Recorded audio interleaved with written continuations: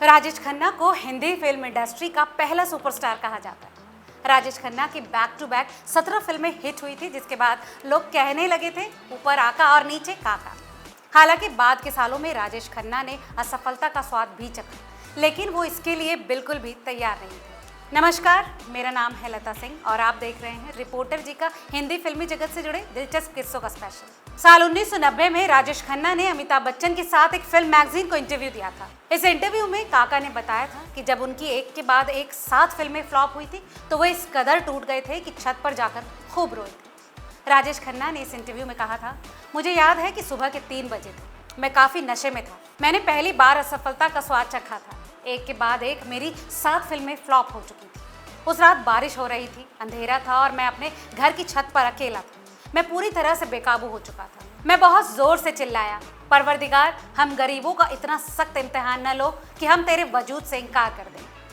राजेश खन्ना आगे बताते हैं कि उनकी आवाज़ सुनकर डिम्पल और उनका स्टाफ दौड़ते हुए ऊपर आया और उन्हें लगा कि कहीं मैं कोई गलत कदम ना उठा लूं। राजेश खन्ना ने आगे कहा, मेरे साथ ये सब कुछ इसलिए हो रहा था क्योंकि सफलता मेरे दिमाग में घर कर चुकी थी और मैं असफलता देखने के लिए तैयार नहीं था। काका कहते हैं, मुझे याद है कि इस घटना के ठीक अगले ही दिन बालाजी, जो कि साउथ के एक बड़े प्रोड्यूसर थे, उन्होंने मुझे फिल्म अमरदीप ऑफर की। ये फिल्म मेरे करियर को उबारने का दूसरा मौका था। राजेश खन्ना की जिंदगी से जुड़ा एक किस्सा ये भी है कि 60 और 70 के दशक में हिंदी सिनेमा की मशहूर एक्ट्रेस मुमताज को राजेश खन्ना संग हिट जोड़ी के लिए जाना जाता था। दोनों ने मिलकर कई सुपरहिट फिल्में दी।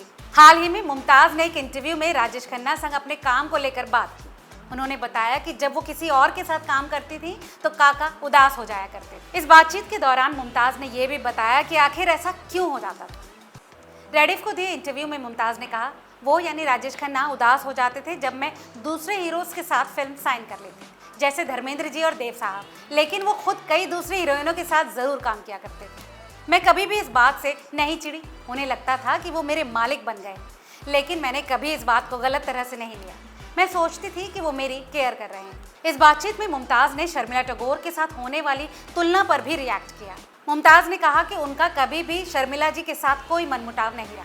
मैं उनका बहुत सम्मान करती हूँ और वो मुझसे काफ़ी ज़्यादा पढ़ी लिखी और सम्मानित हैं। मुमताज़ आगे कहती हैं, मैंने 8 साल की उम्र में काम करना शुरू कर दिया था, इसलिए काम के दौरान काफ़ी कुछ सीखा।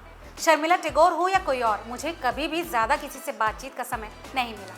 ईश्वर का आशीर्वाद है कि काका के साथ मेरी एक भी फिल्म फ्लॉप नहीं है, जबकि शर्मिला जी के साथ उनकी कई फिल्में फ्लॉप रही।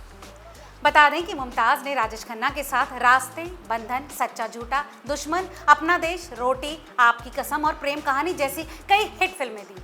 वहीं मुमताज़ के सुपरहिट गानों को भी भुलाया नहीं जा सकता, जैसे बिंदिया चमकेगी, छुप गए सारे नज़ारे, जय जय शिव शंकर और ये रेशमी जुल्फ़ें।